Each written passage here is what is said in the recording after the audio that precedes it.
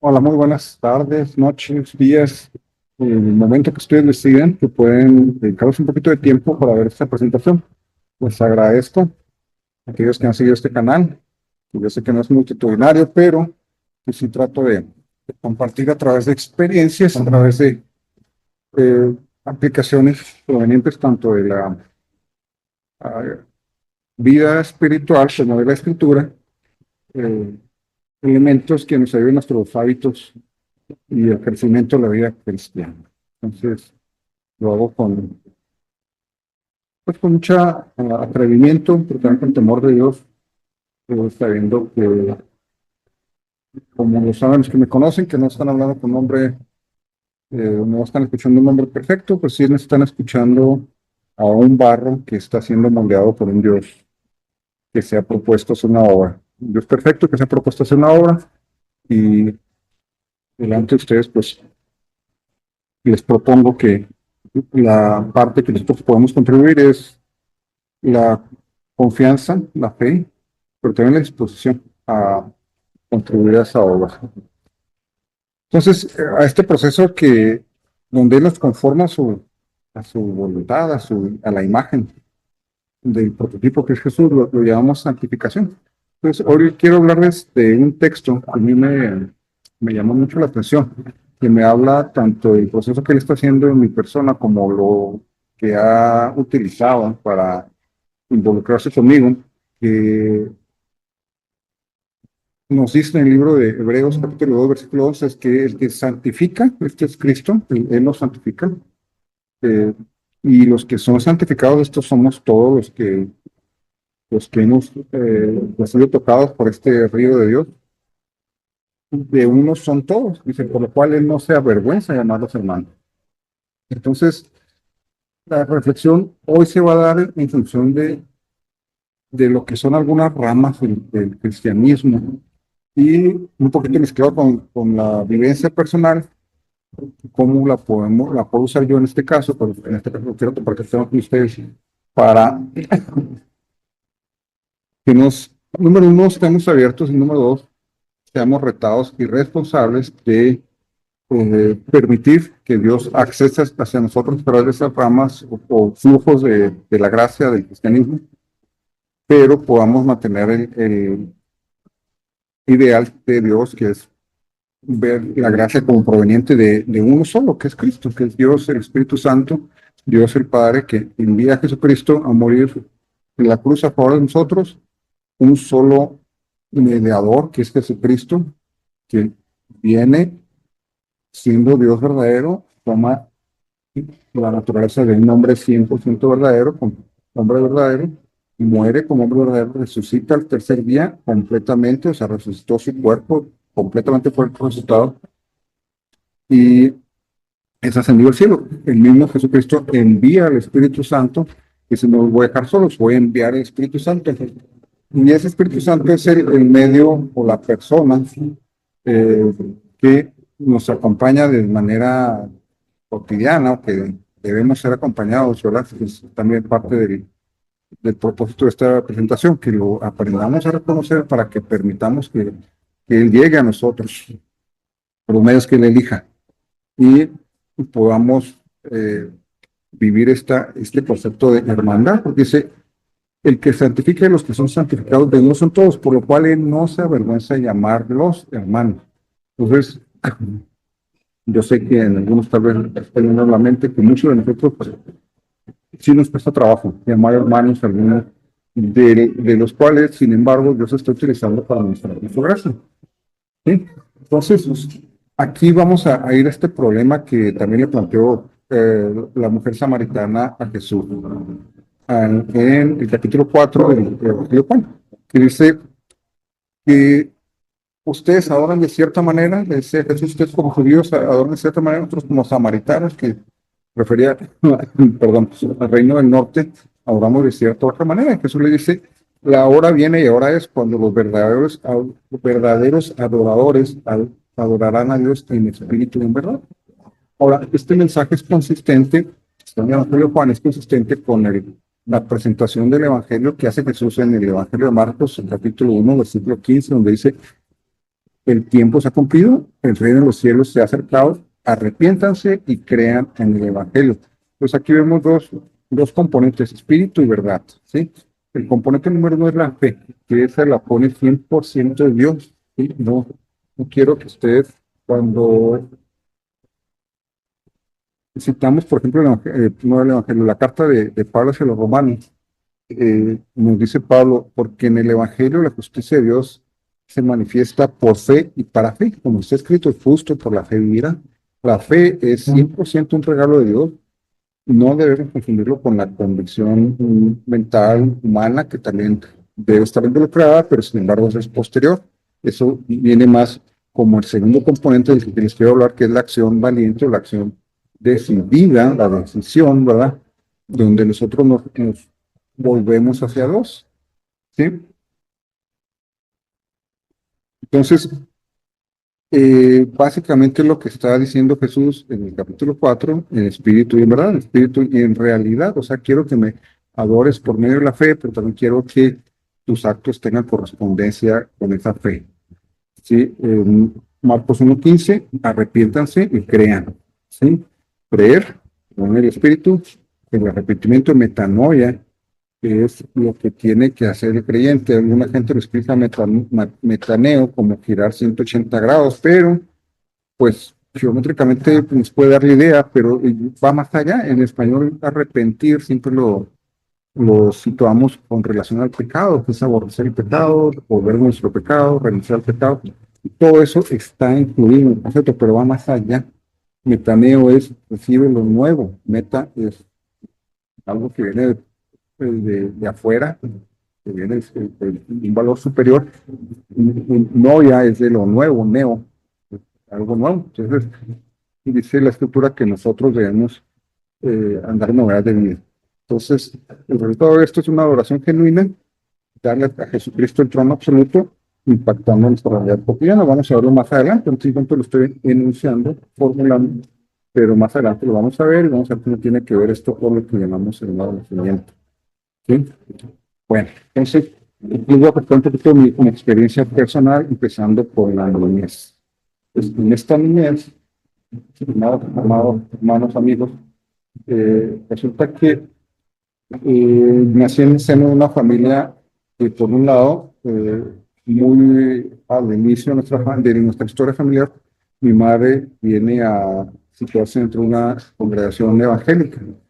Sin embargo, pues tanto mi madre como nosotros, por lo menos los primeros tres hermanos, nacimos pues dentro de lo que era una práctica católica tradicional. O sea, fuimos bautizados en la iglesia católica, pero como se usaba en aquel entonces, no sé si todavía, creo, por lo menos yo, mis amigos católicos de hoy en día los veo un poquito más prendidos.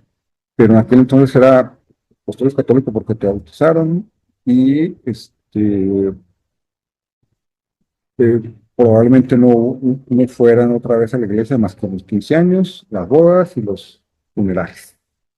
¿Sí? Entonces, sin embargo, sí había la fe necesaria como para que en un momento de necesidad, yo recuerdo a mi madre que nos decía, "Ey, pónganse a orar, quiero que se pongan a orar los tres varoncitos, yo tenía como 5 años, probablemente mi hermano entre 4 y 5 años, mis hermanos andaban entre los 6 y los 7 años, por ahí, tal vez. Eh, Pónganse a orar porque queremos tener una hermanita. Entonces, por ese tiempo, mi madre empezó a asistir también a una reunión de hermanos evangélicos. Y resulta que lo que nosotros no sabíamos es que, por ejemplo, yo cuando nací pesando 5 kilos y era un bebé pues bastante voluminoso. Parece que hubo una lesión en el vientre de mi madre y esa lesión derivó en que perdió 2 embarazos después de que yo nací. Ellos querían seguir teniendo la familia, eh, perdió mi madre 2 embarazos y todavía querían insistir porque querían tener una niña, ¿verdad? Entonces, ocurrieron esta cosa que es la oración. Y en mi mente de niño, pues para mí era lo más normal, pues luego me pedimos y nació mi hermana, ¿no? Después supe yo que antes que ella naciera, había habido una amenaza también de aborto, porque se desprendió el embrión. O sea, mi madre iba a incurrir en un tercer embarazo perdido por causas naturales debido a pues, en una situación que había en su vientre. Entonces, pues, realmente podemos decir que mi hermana, gracias a Dios, la tiene hasta nuestros días. Eh, pues fue un milagro de Dios, realmente le regresó la vida del vientre de mi madre. Entonces, bueno, entonces hasta ahí le explico por qué es que mi familia gira ahora hacia el eje evangélico protestante, porque alguien oró y mi mamá se quedó en esa congregación, oraron por ella y ella fue sanada. Ahora, mi padre, por su lado, también creció en una familia de origen tradicional católico, pero mi padre abrazó a un antes de casarse con mi madre la idea marxista-leninista, ¿no? Entonces, mi padre, su profesión, su labor económica era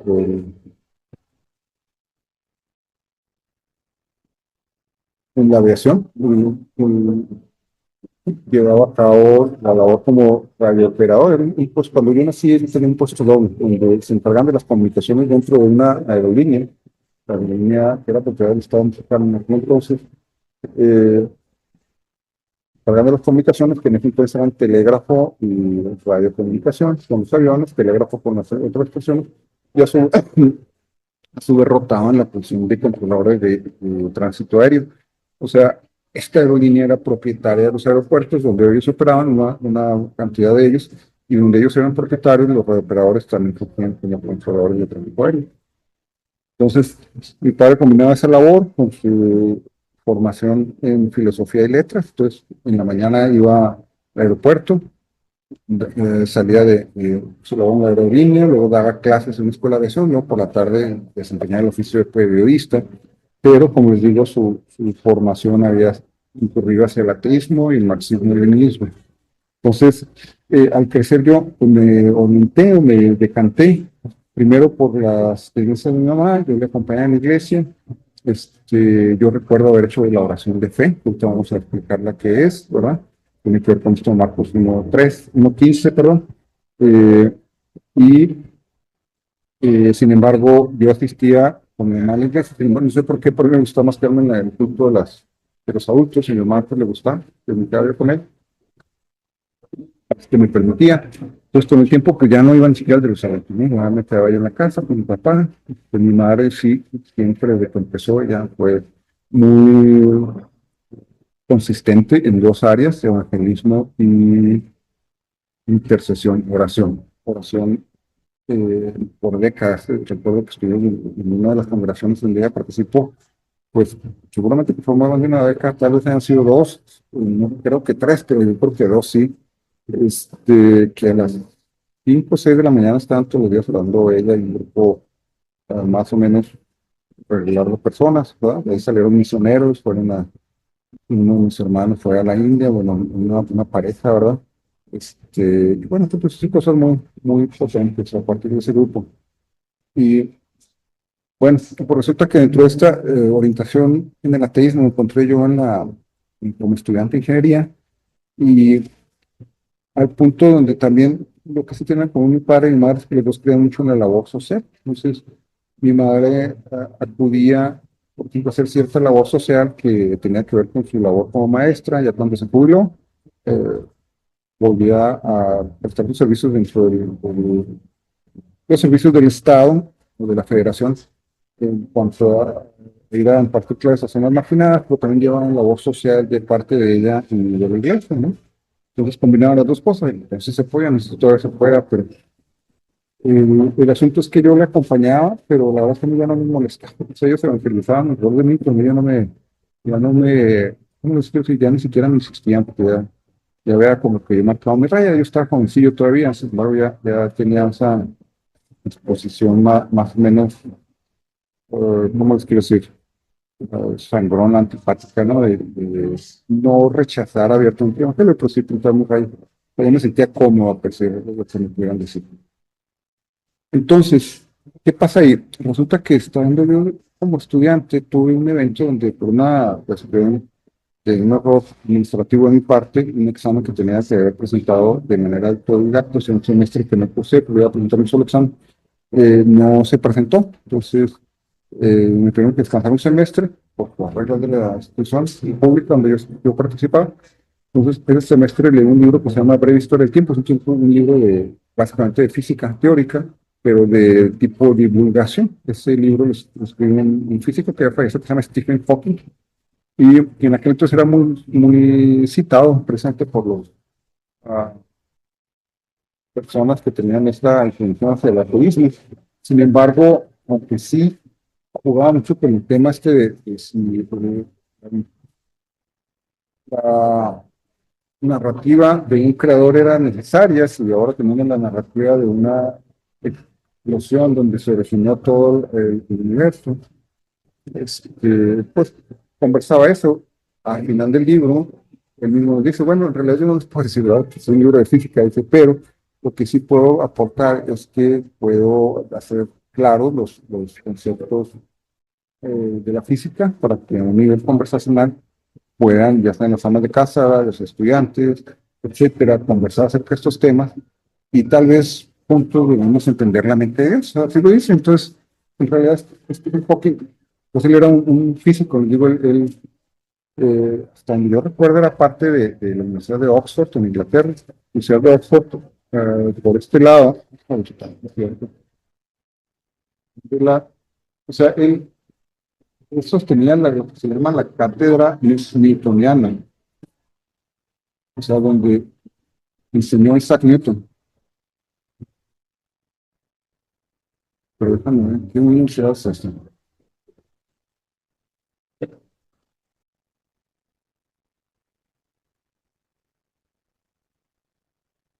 Universidad de Cambridge. Bueno, ok. Entonces, sí, él ofreció esa cátedra de 1979 al 2009. ¿Sí? Entonces, en la Universidad de Cambridge. Pero reporta la gente de Cambridge que a este Hawking, a pesar de ser con los campeones del ateísmo, se le veía de repente, no, pues, porque este señor probablemente si les pongo una foto se van a acordar de él, pero es aquel que traía una silla de ruedas, que comunicaba a través de una computadora, porque más podía mover 2 o 3 dedos por la enfermedad que tiene una enfermedad parecida a la esclerosis múltiple. Pero, pues el señor era un genio, ¿sí? Entonces, sin embargo, como les digo, se le llegó a ver antes de fallecer, lo asistió. Y preguntan, ¿qué anda haciendo? Dice, precisamente, dice, probablemente yo también esté en mi propia búsqueda. Entonces, bueno, al regresar yo a clases, me encuentro que una clase, la carrera de ingeniería mecánica que yo estaba cursando, que la sostenía un solo maestro, que era, por cierto, era cuate mío, que yo prestaba servicios ahí en un laboratorio. Había fallecido y ponen como sustituto a una maestra.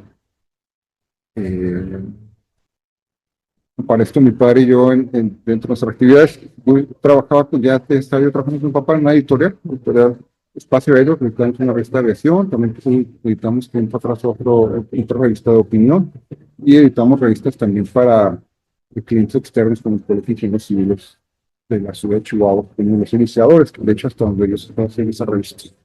Entonces, eh, pero el tema es que mi padre, como digo, siendo de tendencia marxista-leninista, en esta editorial también somos distribuidores de la editorial MIR Moscú, que mi padre era participante del Comité de Relaciones Culturales México de la Soviética. Entonces, ahí pues llegamos a hacer relación amistosa, sobre todo eh, por las ferias de los libros, que venían gente de la editorial MIR, nos acompañaban ahí a la sede de Chihuahua, y pues básicamente distribuimos libros hasta donde yo recuerdo, básicamente ingeniería, no sé, precisamente, ni siquiera otra ciencia, básicamente ingeniería, que eran muy buenos, por cierto. Entonces, viene esta maestra y nos pregunta en la clase de ingeniería técnica, ¿alguien sabe algo acerca del Big Bang? ¿Quién sabe algo acerca del Big Bang? Dice, ¿saben que en esta vida todos tienen algo que aprender y todos tienen algo que enseñar? Por ejemplo, ¿quién sabe algo acerca del Big Bang? Entonces, levanta la mano un muchacho y levanto la mano yo acabo de leer este libro que habla acerca del Big Bang de una manera muy clara y muy divulgativa, ¿no? Muy fácil para la divulgación. Pues entre mi compañero, que resulta ser un hermano católico romano, muy devoto, y un servidor hicimos una cátedra bueno, perdón, una plática para esta clase. Y le gustó mucho la maestra, dijo, ¿saben qué? Yo les voy a ayudar, pues ella que ya, pues ya había cursado una maestría para ese entonces, ella ingeniero en energía, eh, lo que hablaba esa clase era presente de plantas de generación de energía, como termoeléctricas, de generación de calor, todo esto, y ella tiene una maestría, tiene una ingeniería en eso y tiene una maestría en ingeniería nuclear, entonces de alguna manera tiene algo que ver con la física relativista, la física moderna, y con la física cuántica también, ¿no? Todos los temas estos de la energía nuclear. Entonces, ella nos ayudó a llevar la presentación al siguiente nivel y la presentamos en el simposio académico de ingeniería mecánica de ese año. Y ahora, ahí empezaron a surgir otra vez esas pláticas, porque otra vez viene el tema del origen del universo y realmente, como les digo, tenía yo un respeto, sobre todo por la cuestión académica, cultural de esos países donde venía ella venía de la antigua Unión Soviética. Y pues resulta que ella también era practicante de la religión católica ortodoxa del este. Entonces, se hicieron unas prácticas muy interesantes entre esas tres corrientes, donde pues, yo estaba como una persona pues, orientada al ateísmo, pero con raíces protestantes. Nuestra mentora pues, era católica ortodoxa del este, y luego tenía un compañero católico romano. Entonces, también tenemos amigos por ahí católicos dentro de la universidad. Entonces, en atención a ellos, no voy a poder desvelar todo lo que sucedió en ese proceso, porque seguro que va a tomar mucho más que un video, pero sí les puedo citar tres casos que también voy a tratar de hacer mucho, muy breve, para que, por cierto, esos tres casos ustedes pueden consultar películas en los medios. Por ejemplo, esta se llama La Misión, una película de 1986 que se realizó en Hollywood con un presupuesto muy grande. Este, Tiene un tema muy centrado con un trabajo de investigación histórica muy fuerte, porque los personajes son una recreación, pero sí son paralelos a hechos que sucedieron. Aquí nos habla de una misión que está alrededor del río Paraná, en lo que hoy es Paraguay, y en la frontera entre Paraguay, Argentina y Brasil. Por cierto, me tocó visitar esa región pocos años después, y es algo muy hermoso, las cascadas de Iguazú. Entonces, estas misiones llamaban, ahora, estas misiones les llamaban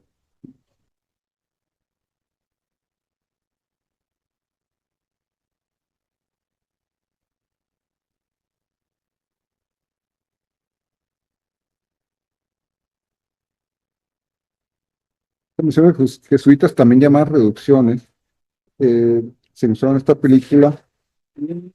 Lo interesante de esto es que, a diferencia de otras actividades misioneras que incluyen a la Iglesia Católica, en otro lado, no, o inclusive hoy en día también, incluso muchos, desafortunadamente, misioneros, no desafortunadamente, sino simplemente hemos encontrado que es menos efectivo, pero trata de imponer al misionero en otras ocasiones la cultura de su origen, ¿verdad? Eh, y pues se retrasa la penetración del evangelio porque se desvía la cuestión cultural.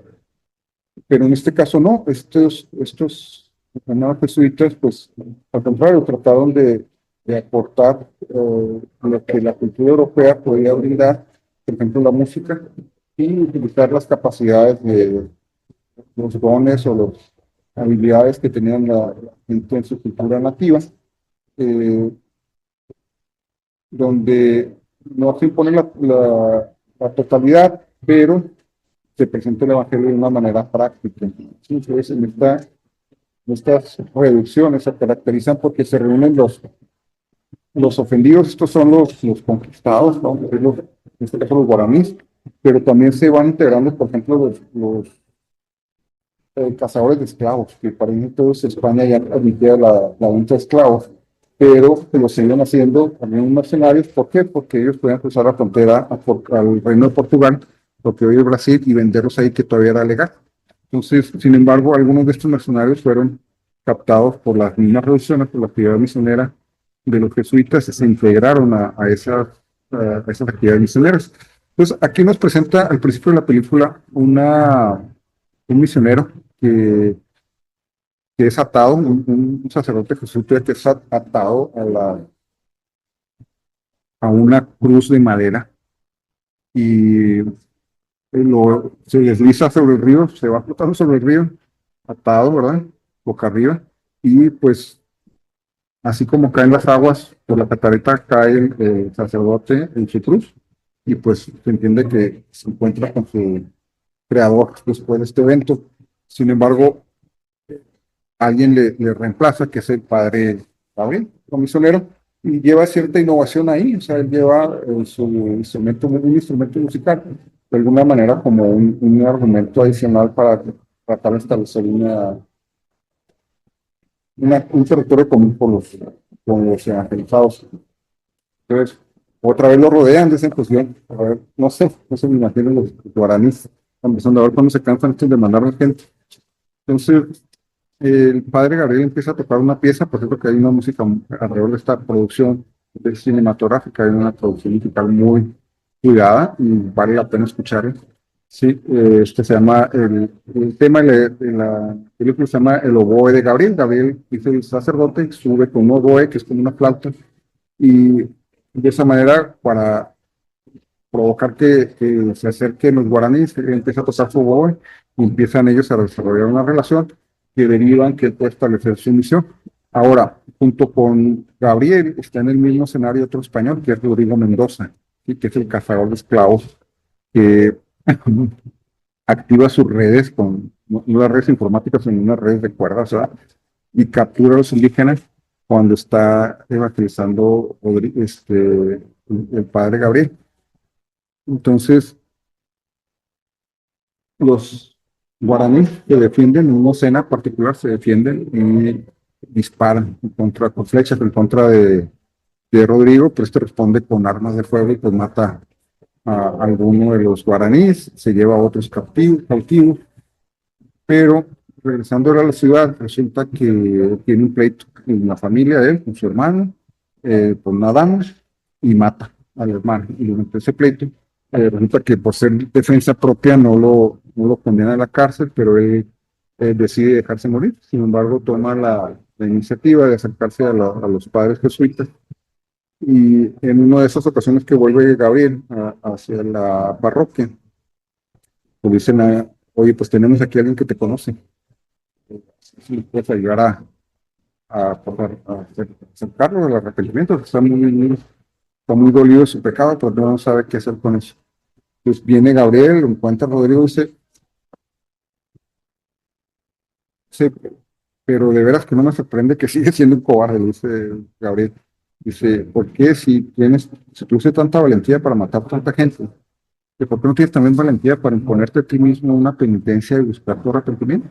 Dice, te invito, si tú quieres que yo te apoye, te invito, pero no a que te dejes morir, sino a que me acompañes allá con los que estás tú casando, que ahora que son convertidos, y que participes de lo que estamos haciendo, que Dios está haciendo allá. Entonces, pues va. Entonces quiero pasarles aquí un video cuando acude este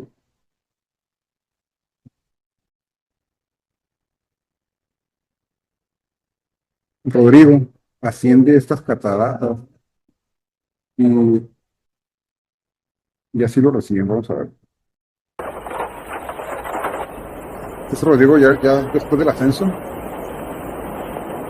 son los guaraníes que lo están recibiendo. Este es el padre Gabriel, que ya está allá arriba.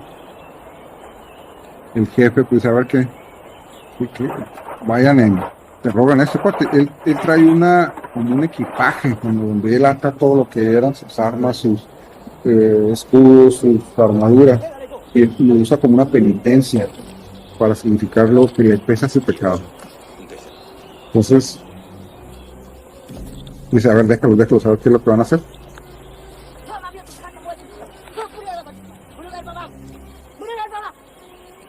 Pues este Rodrigo era el que antes los cazaba y algunos de ellos los mató.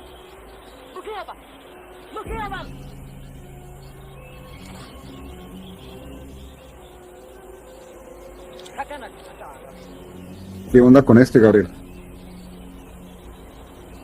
Pues no sé qué le dicen en guaraní, ¿verdad?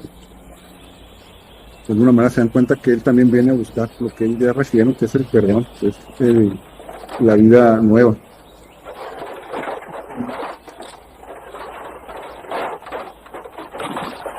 Y es el que antes hubiera sido la víctima quien le produce la buena nueva, ¿verdad? Que él también puede ser liberado, sus cargas.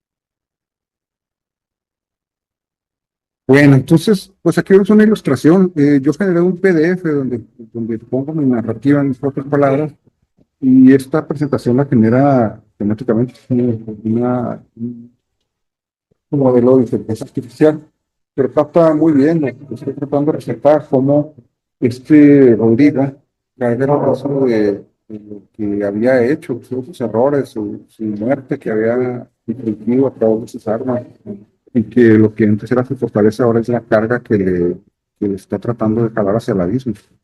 Pero se encuentra con un grupo de gente que ya recibió la gracia. Entonces, vuelvo al texto de Hebreos 2:11, que el que nos santifica y los que son santificados de unos son todos. Entonces, la gracia que hemos recibido, no tenemos otro camino más que volverla a dar. Entonces, la imagen ilustra bastante bien el tema. Entonces, esta es una ilustración que le digo de la tradición católica romana, que es algo que sí sucedió. Y cuando lleguemos al tercer ilustración, que es una emisión más del siglo XX, con testimonios pues, más actuales de gente que todavía vive, y mucha gente que ustedes tal vez conozcan, si ustedes son protestantes, van a ver cómo se atan los mismos conceptos. El segundo concepto que quiero hablarnos con ustedes también aparece en una película reciente, que habla de un padre necesario de Pentápolis o a Egina. San Nectario de Egina, Egina es una isla en Grecia, donde él estableció un convento, pero antes de llegar a Egina en Grecia, eh, este Nectarios nace en una región que originalmente era Grecia en el siglo XIX y se traslada a Egipto, donde después de formarse, creo que en Atenas, Grecia, formarse como sacerdote, en Egipto pues, le dan cabida como sacerdote, donde asciende muy rápidamente a obispo metropolitano de la Pentápolis de Egipto, en Pentápolis, Egipto. Es, donde su caridad y la vida austera que llevaba le hizo ascender muy rápido, que era, vamos a decir, el rango más alto arriba de él era el patriarca Sofronio, que le veía como un posible sucesor. Sin embargo, había otros obispos alrededor de él que veían muy mal por todo el desprendimiento que él tenía hacia el dinero. Entonces pensaban ellos, oye, regala todo su sueldo, regala todo su sueldo a la caridad, en una vida muy austera, si llega a ser eh, patriarca, pues así va a tener que estemos todos los subalternos, ¿no? Entonces, lo que hacen es que pues hacen un complot, ¿verdad? Para levantarle un falso y se le presentan a Sofronio. Oye, Sofronio, sabes que Nectario está tratando de asaltar tu trono, ¿verdad? patriarca, y pues queremos evitarlo. En total, que dice, mira, esto es lo que está pasando, él quiere ser patriarca antes de tiempo, y además pues está malversando los fondos, está usando mal los fondos, y total que lo calumnia. Entonces, sin embargo, eh, Sofronio confía completamente en los sacerdotes los otros obispos que presentan la falsedad, y no le permite ni siquiera una entrevista a Nectarios. Entonces, como resultado, a él digo, esta es una película que pueden ver, es una película creo que de 2025, en inglés se llama Man of God, Man of God, en español se llama Hombre de Dios, no, Hombre de Fe, perdón, en español, y está en plataformas en Estados Unidos. Si tienen una IP de Estados Unidos, la pueden ver en YouTube como una película gratis, en inglés con subtítulos en español, o si están en México, creo que es, no estoy seguro, pero creo que es Amazon Prime, donde está la película. Bueno, ahora lo que me resalta mucho de Nectarios, les digo, es que como tengo yo esta experiencia con mis hermanos católicos romanos o católicos del este, pues me ha tocado estudiar un poquito lo que ellos creen y cómo lo enseñan. Entonces, pero la persona específicamente Nectarios, donde quiero hablar de este tema, es que son santificados y los que santifican son de uno. Él encuentra esta solidaridad con otros pecadores, en este caso sus hermanos obispos, que habiéndolo levantado un falso, él decide no defenderse de esa injusticia, aceptar el exilio y no levantar falso, no levantar mala reputación acerca de su región de Pentápolis, sin de alguna manera llevar la ofensa, así como también dice Pablo, porque no sufren más bien el oprobio. Pues, desafortunadamente es lo que elige, digo, desafortunadamente para esta época de la vida de Nectarios, eh, y recuerda lo que dice Pablo en Romanos 12, que dice, así que hermanos, les ruego por las misericordias de Dios que presenten sus cuerpos en sacrificio vivo, santo, agradable a Dios, que es su culto racional. No se conformen a este siglo, sino transfórmense por medio de la renovación de su entendimiento para que comprueben cuál sea la voluntad de Dios, buena, agradable y perfecta. Entonces, dice el versículo 14, no se conformen, los versículos que quiero leer, no se conformen al presente mundo, sino transfórmense, o sea, vean lo que está más adelante, por renovación de su entendimiento, para que comprueben cuál sea la voluntad de Dios, agradable y perfecta. Dice el número 14, bendigan a los que los persiguen, bendigan y no maldigan, gócense con los que se gozan, lloren con los que lloran, no paguen a nadie mal con mal, sino procuren lo bueno delante de todos los hombres. Dice 21, no seas vencido de lo malo, sino vence con el bien el mal. Es claro que es un camino muy arduo, particularmente para los Nectarios. La escena culminante tal vez sea cuando se enfrenta no se enfrenta, sino que acude al funeral de Sofronio. Y en la tumba Sofronio tiene un monólogo. Dice, padre, ¿por qué les creíste? ¿Por qué creíste Porque a pesar de que él, o sea, vencer con el bien y el mal, hermano, no significa que vayamos a ser cómplices de la maldad. No, para nada. Significa que debemos guardar nosotros la discreción cuando sea prudente y de alguna manera esgrimir la verdad cuando también sea prudente, ¿no? Piensen ustedes, por ejemplo, en la injusticia que fue vertida sobre Esther y Mardoqueo, que trataban de destruir al pueblo judío. Sí, pero ellos buscaron un estado de ánimo propicio del rey para plantear su argumento. O sea, ellos no decían, o sea, primero se fueron a ayunar, primero se fueron a hacer lo que tenían que hacer ellos. Y bueno, aquí vemos a Nectario en la tumba de Sofronio que dice, padre, ¿por qué creíste los engaños? ¿Por qué creíste lo que te dijeron? Dice, yo nunca quise tu trono y se me quitaron mi regalo. Yo solo quería servir a Jesucristo y a la iglesia. Se me quitaron mi hogar, mi rebaño, mi dignidad, pero nunca lograron quitarme el amor que te tenía, Padre. Dice, te perdono a ti, le ruego a Dios que te perdone. Quiero que tu alma descanse en paz y que Dios te perdone. Entonces, pues me llama mucho la atención como es una ternura muy fuerte, pero también hay hay un fruto donde Nectario va a la región de Grecia donde se le asigna, y antes de llegar a Egina, donde se lo conoce como San Nectario de Egina, está como director de una escuela. Entonces se le presenta un grupo de estudiantes rebeldes que están causando problemas ahí, que ya tienen tiempo causando problemas, y la solución de él, al confrontarlos, le digo, si hay una confrontación, pero tenemos que encontrar la manera correcta de hacer esa confrontación, con amor y con firmeza, pero también con una prioridad que le estamos dando como Esther. La prioridad de Esther era agradar al rey. En este caso nosotros, nuestra prioridad es agradar a Jesucristo, para que se nos haga justicia, sí, pero agradando a Jesucristo, no agradando nuestro ego, ni la figura que pudiéramos nosotros tratar de guardar aquí en la tierra, ¿sí? Entonces, se presenta este grupo de jóvenes, y les dice Nectario, ¿saben qué, muchachos? Sí, hemos estado llevando una disciplina muy ligera aquí en esta institución. Voy a tener que aplicar un castigo, que es un castigo realmente severo, y voy a tener que aplicármelo para empezar a mí mismo, ¿sí? Porque no quiero que lo vean ustedes como una falta de firmeza de ustedes, sino quiero que sepan que ustedes me han decepcionado. Pero primero voy a castigarme yo a mí mismo, voy a estar 3 días sin comer, orando por ustedes, pero quiero que sepan que ustedes me han decepcionado. Y les quiero decir que si no cambia su actitud, voy a tener que prolongar otros 3 días más hasta que su actitud cambie.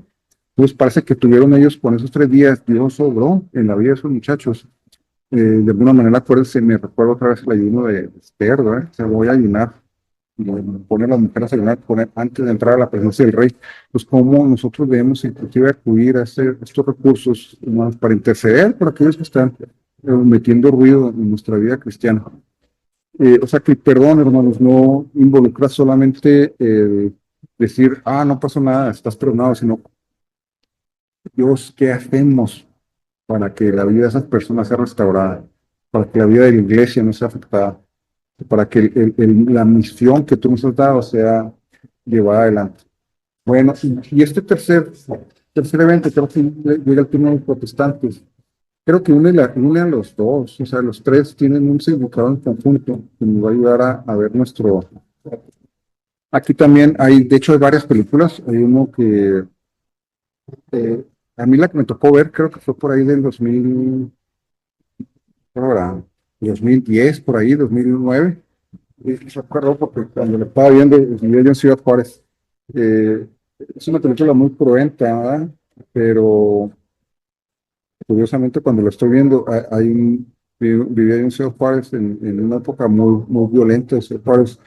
Y recuerdo que cerca donde yo vivía, era un pleito entre bandas rivales, e inclusive recurrieron a armamento fuerte, y se aventaron una granada uno a otro. Escuché yo la explosión en medio de la película, pero era tanta la impresión que me estaba causando esa película que la verdad no le puse atención. Este, pues mire, aquí nos habla de una etnia muy violenta del Ecuador, de los años 50, en el siglo XX.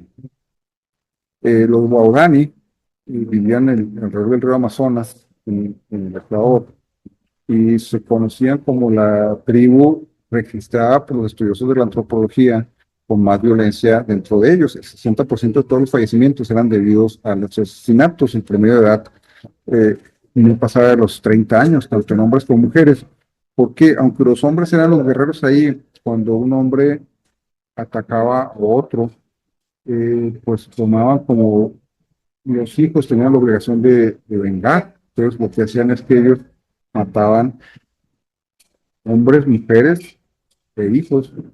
Entonces se borraban familias completas de golpe. Ahora, los extranjeros habían tratado, en este caso, los ecuatorianos y una compañía holandesa, Shell, habían tratado de explorar ahí la existencia del petróleo, y no habían podido entrar porque siempre en cuanto entraban, pues los atacaban y mataban a los que podían entrar. Antes de emplear la fuerza militar contra ellos, unos misioneros pidieron la oportunidad de entrar. Entonces ellos, eh, la historia de ellos se platica en este libro de Elizabeth Elliot, que es la esposa de uno de ellos, que se llama Portales de Esplendor. Eh, 5 varones, primero lo que empezaron haciendo es utilizando una aeronave, un avión, eh, empiezan a circular el área donde ellos viven y encuentran una manera de comunicarse con ellos a través de enviarles regalos. Entonces, hagan de cuenta que volaban sobre un punto específico en círculos, volando en círculos. Sí. Entonces queda un punto en el centro de ese círculo y con una cuerda, imagínense que trazando como un cono en la punta de esa cuerda, era un punto fijo donde al final de esa cuerda había una cubeta donde los misioneros empezaron a poner regalos, cosas de, pues no sé, comida o cosas así que les pudieran atraer a Organic. Y pasando algunas semanas con esta conducta, los Downes empezaron a tomar esos regalos, a poner unos regalos de vuelta, como que el dinero que se trataba, se hizo una plataforma para que ellos se pudieran subir y que la cubeta tuviera más libertad de estar en esta plataforma. Entonces, ya animados por esto, los Downes empezaron a poner regalos de vuelta, que eran también cosas para comer, un chango asado, por ejemplo, un perico, un lobo vivo, ese tipo de cosas así, o sea, como una mascota. Eh, pues sintieron que era tiempo que aterrizar, y sí, aterrizaron en una ocasión, se toman video con los baudanes, incluso le regalan un modelo del avión escala, ¿verdad? Tratan de explicarles lo que es una pista, como diciendo, oigan, vamos a hacer una pista cerca de su aldea, todavía no pueden hablar el lenguaje de ellos. Sí, donde estaban las esposas de ellos en las bases misioneras cerca de Quito, Ecuador. Había 2 damas que se habían escapado de ahí, que hablaban el lenguaje de ellos, pero ninguno de los misioneros todavía había desarrollado la habilidad de hablar ese lenguaje. Entonces, pues todo era ahora sí que a señas, ¿no? Entonces, ellos bien animados despegan de ese encuentro y deciden repetirlo. Ahora, sin embargo, el siguiente encuentro no fue tan afortunado. Los 5 misioneros fueron atravesados por lanzas y aunque llevan un arma de fuego, pues decidieron, pues no desquitarse, o sea, pues no matar a sus agresores. Y los que sí murieron fueron los misioneros. Murieron 5 misioneros ahí, se destruyó la nave y pues ya se supo lo que sucedió.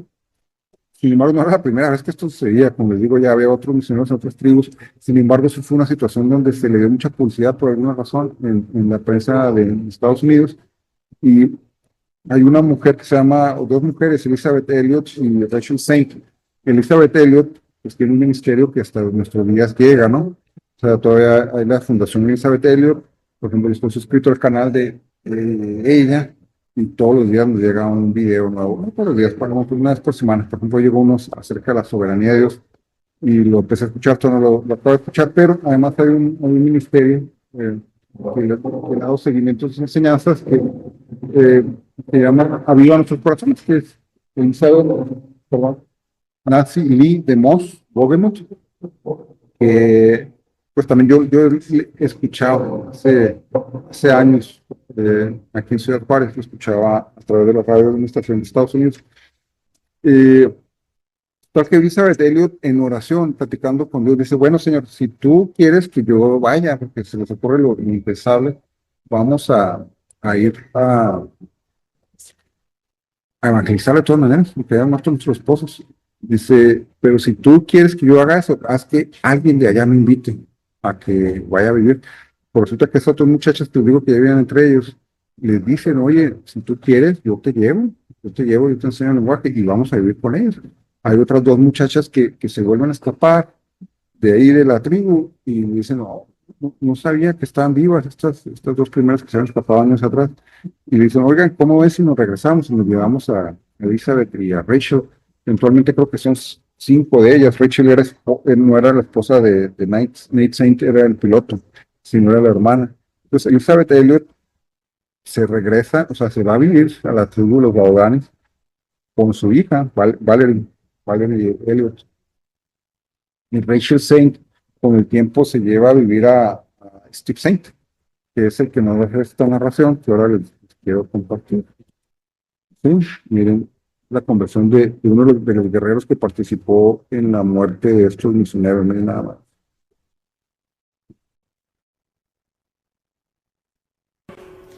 Y ahora, cuando ella murió después en 1994, Hablando de que voy a Rachel Saint, contar, su tía. ella Este es tenía Steve Saint. su agenda diario, ¿cómo se dice? Su diario. Steve Saint nació en Y yo Ecuador. leía eso y vi que como 3 o 4 veces ella escribió, ahora sí me van a matar. Había un guerrero que cada vez que alguien salía a cacería y no regresó, él decía a todos, ahora sí voy a matar a este extranjero. ¿Por qué debe ella vivir si nuestro compatriota se ha perdido y se ha muerto allá? Voy a matarla. 4 veces. ¿Sabe cómo se llama ese guerrero? Minkai. El mismo hombre que mató a mi papá. Pero ¿sabe qué? No llegó el día que él lo mató. Y mi tía escribió en su diario que una noche, bajo su techo, pero todo abierto alrededor, y dijo que escuchó algo. Alguien caminaba por ahí y si habrían conocido a mi tía no temía nada. Ella sabía que Dios le había mandado y que nadie pudo hacerle daño sin que Dios lo permitiría. Entonces ella me dijo o escribió en su diario que ella estaba dormida y escuchó que alguien iba allá y ella dijo, Akanuimi, ¿quién eres? Y una voz vino de la oscuridad diciendo, Minkai Mopa, Minkai soy, yo soy Minkai. Y dijo, voy a orinar. Y después ella escuchó que alguien caminaba alrededor de la casita otra vez y dijo, Akanuimi. Ya no tengo que decirles, ya saben. Y una voz vino y dijo, Minkai Mopa, Dube, ya oriné. Y ella escribió que él vino y se agachó al lado de la hamaca de mi tía y le hizo esta pregunta. Él dijo, nos ha dicho que Wenungi, el creador del mundo, sabe limpiar los corazones de los hombres. Y él dijo, mi corazón siendo bien oscuro. Estaba hablando de que él no pudo ver este camino que mi tía estaba tratando de enseñarles, que Dios había mandado su propio hijo, que con su sangre hizo señas para que la gente que quisieron hacerlo podían seguir este nuevo camino, el camino de Dios. Y él dijo, pero yo no puedo ver este camino. Y él preguntó a mi tía, Wenungi, ¿él puede limpiar mi corazón? Y mi tía le dijo, Wenungi temuinga. Wenungi es fuertísimo, él puede limpiar hasta su corazón. Y Minkai no dijo más, salió. Pero al siguiente día él regresó y dijo, Nemo Vito Wapenibi. Nemo, lo que llamaban a mi tía estrella, no estrella del cine, sino estrella del cielo. Él dijo, Nemo, tú has dicho correctamente. Yo fui a mi casita, a mi chocita, y hablé a Wenungi y dije, por favor, limpie mi corazón. Quiero ver este nuevo camino. Y él dijo, y ahora ya me está limpiando, y ahora estoy dando cuenta, ahora estoy comenzando a ver las sueños, enséñame más. Qué increíble, ¿no? Que un guerrero Waorani que vivía matando a sus compañeros y a los extranjeros, desde la edad de unos 15 años comenzó a matar a otros.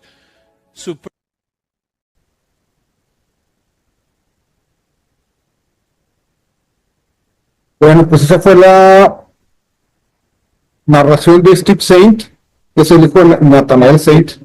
Él nació en Ecuador y el Nathanael Saint fue el piloto de este avión que fue aterrizó y donde los 5 misioneros pues fueron pasados por la lanza, ¿no?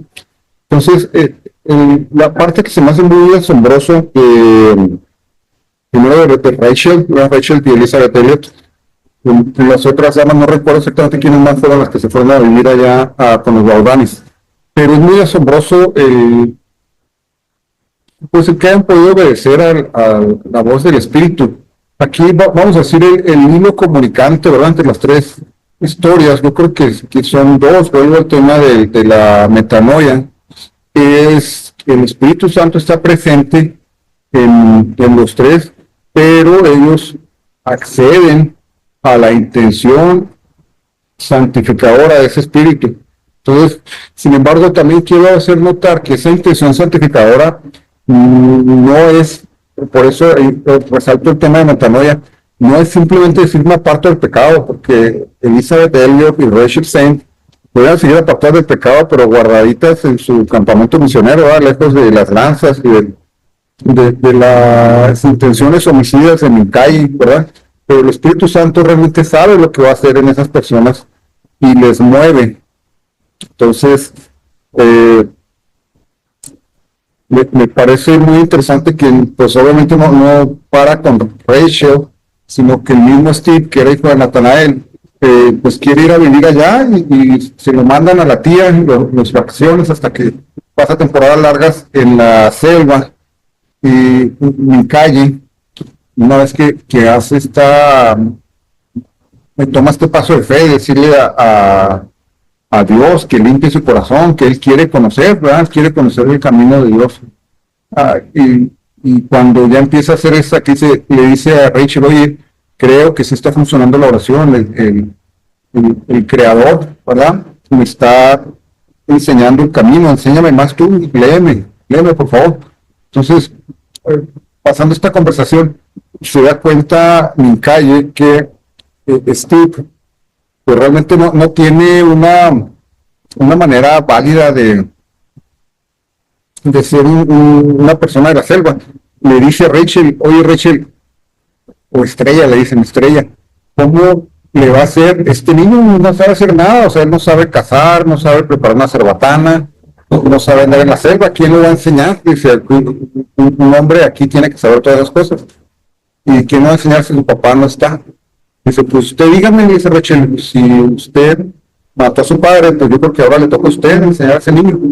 Es un acto muy interesante que nos habla también de, tanto en Steve como en Mincaye, de darse cuenta precisamente de esos propósitos de Dios para con las personas, con Mincaye y con Steve, porque Mincaye sabe, lo que él conoce acerca de la humanidad, Mincaye sabe que cuando un varón es asesinado, los descendientes tienen no solo el derecho, sino hasta la obligación de vengarlo, ¿verdad? Entonces, el que lo haya invitado a vivir a su casa, le permitió utilizar sus armas para cazar todo eso, era porque realmente tenía una noción clara que ahora él no pertenecía ya más a la ley de la selva, sino ahora él pertenecía a la ley de ese creador que había enviado a su hijo a morir para que nosotros fuéramos reconciliados.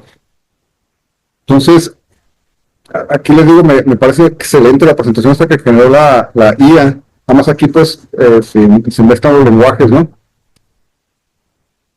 Entonces, dice, ¿cuál fue el catalista? El catalista fue la muerte de los misioneros. Ahora, no es la primera vez que sucedía esto. En Sudamérica, pues tenía años sucediendo lo mismo. O sea, por eso me pareció muy interesante mostrar desde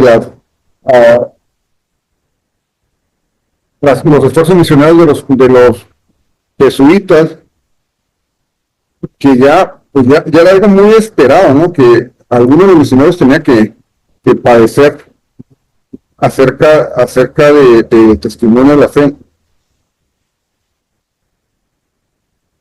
Y de hecho, pues fue la misma manera como padeció Cristo y nosotros fuimos redimidos por causa de él, ¿verdad? Entonces,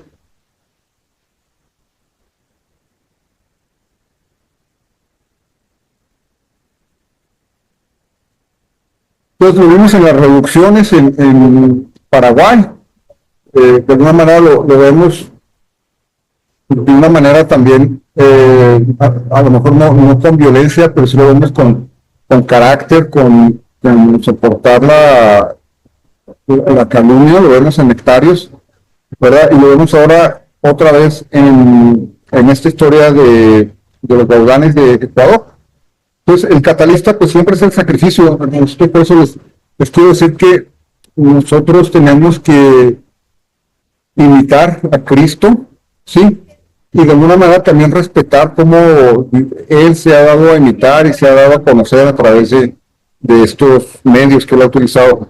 Ahora, ¿cuál es la transformación? Mincaye asume el rol de un sustituto para el padre Steve. Ahora, ¿qué es lo que pasa más adelante? Los hijos de Steve Saint le llaman abuelo a Mincaye. Hace una serie de visitas con Steve Chapman, que es un músico norteamericano, y ellos pues llaman obviamente mucho la atención porque Mincaye obviamente no habla ni español ni inglés, entonces lo traducen y le preguntan a mí, en el caso de Steve Saint, por ejemplo, cuando viajaban, siempre Steve y Mincaye compartían la misma habitación, porque decía Steve, pues, es que no puedo dejar a Mincaye solo, porque él no sabe ni siquiera cómo son las regaderas, se va a quemar, ¿verdad? Con el agua, no sabe cómo usar las tarjetitas estas para entrar y salir de los cuartos. Le preguntan, hay un periodista de uno de los medios principales de Estados Unidos y dice, oiga, yo entiendo que usted haya perdonado al asesino de su padre, pero que usted le ame, ¿no le parece algo mórbido? Dice, pues es que realmente no, dice, yo ni siquiera he sentido que deba yo perdonar a Mincaye, porque desde que yo era muy niño, yo sabía que mi papá entendía que tenía ese riesgo al acudir a esa asignación misionera, pero también sabía que mi padre consideraba a esas personas tan valiosas para Dios que estaba dispuesto a correr ese riesgo. Entonces, al saber yo que mi padre había muerto por eso, pues pensaba yo que esas personas valían lo que Dios había permitido que sucediera para que ellos pudieran llegar al reino. Entonces, pues nunca sentí que realmente Mincaye me dañó a mí. En todo caso, yo lo ponía en Dios, que fue el que utilizó esos medios, ese catalista para que sucediera esta conversión. ¿Sí? Bueno, entonces, aquí quiero hacer un resumen de las tres historias que hemos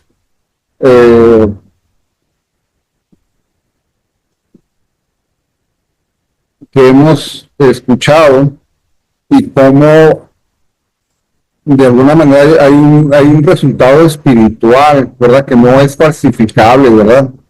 Por ejemplo, las misiones jesuitas, vemos otra vez a los victimarios que dejan su actividad de cacería de esclavos para integrarse a las comunidades jesuitas de aquel entonces, ¿verdad? Donde Rodrigo Mendoza es simplemente una dramatización, ¿sí? Entonces, pero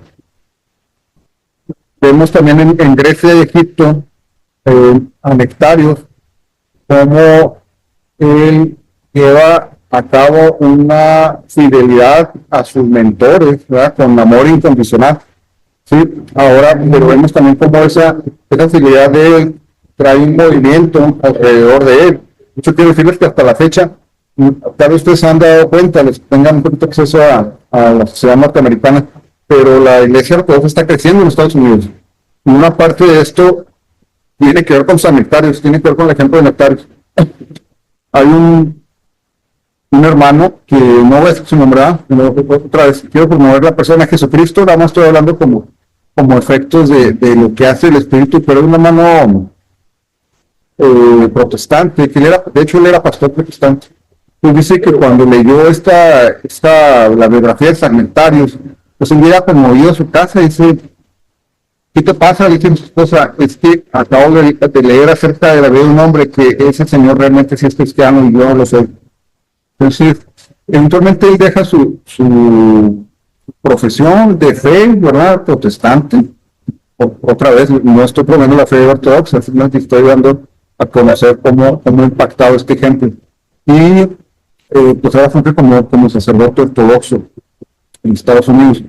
Pero más allá de la denominación, yo quiero resaltar el ejemplo que arrastra, porque no está motivado por necesariamente la motivación denominacional, sino está motivado por el Espíritu que habita a las personas y les santifica.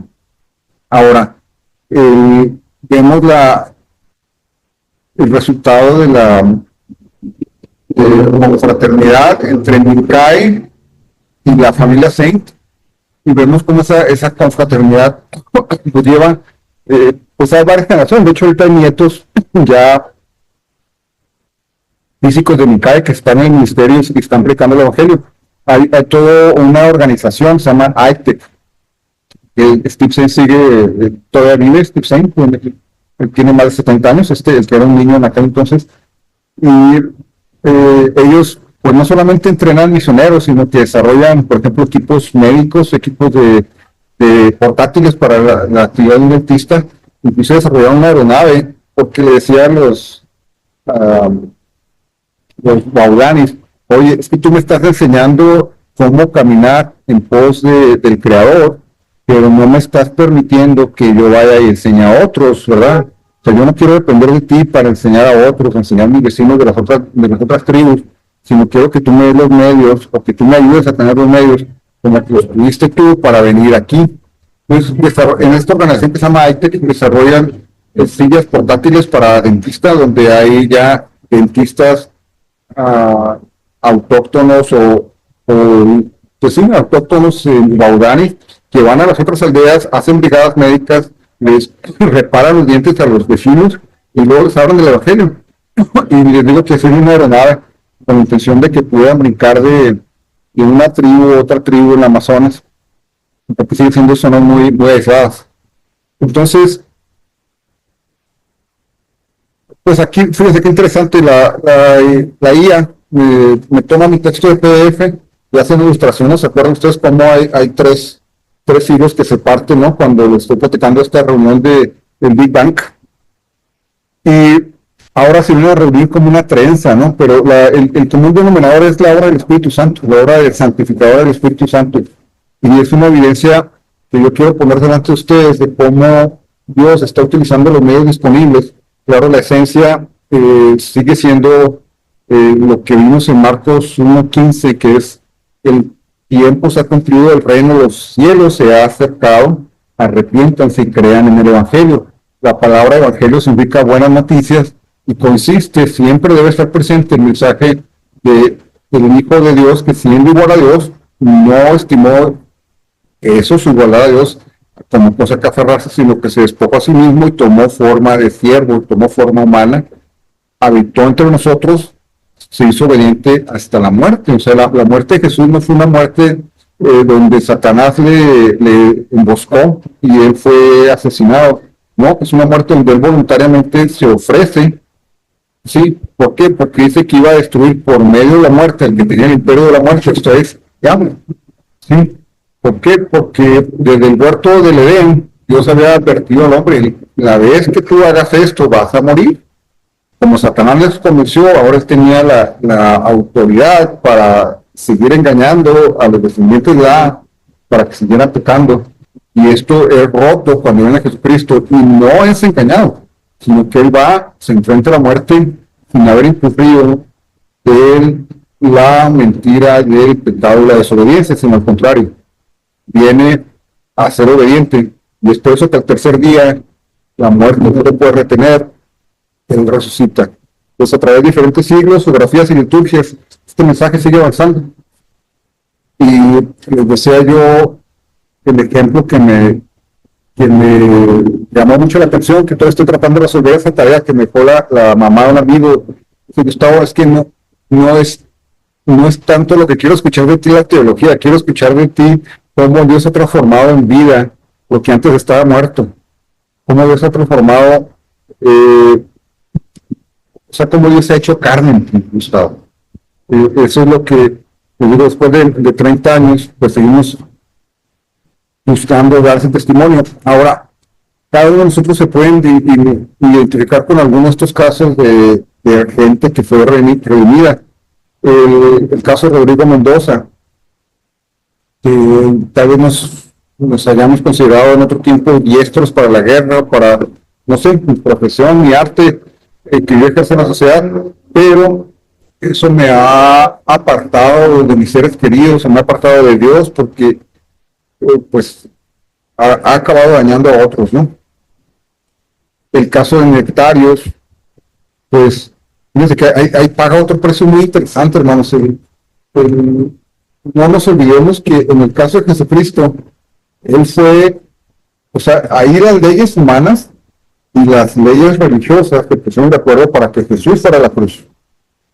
Sí, entonces, muchos de nosotros hemos servido y serviremos, ¿verdad?, en las instituciones religiosas, y no más de uno, o sea, no menos de uno, ¿verdad?, o no pocos, ¿verdad?, vamos o hemos sufrido ya la calumnia o el hecho de que haya gente que tome ventaja, ¿verdad? Siempre lo ha habido, gente que toma ventaja de la organización, de la religión, ¿verdad? Y otra gente que es engañada por ellos, ¿verdad? Como Sofrón entendemos que fue engañado, pero hoy también, pues, le reclaman Nectarios: oye, ¿por qué te dejaste engañar?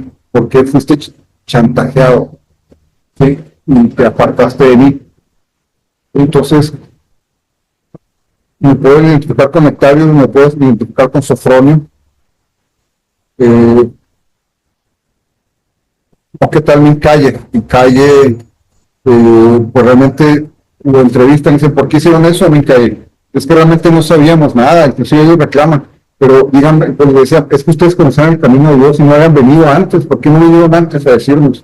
Dice: nuestras generaciones anteriores pudieron haber oído acerca del camino de Dios y podríamos haber dejado antes de matarnos entre nosotros.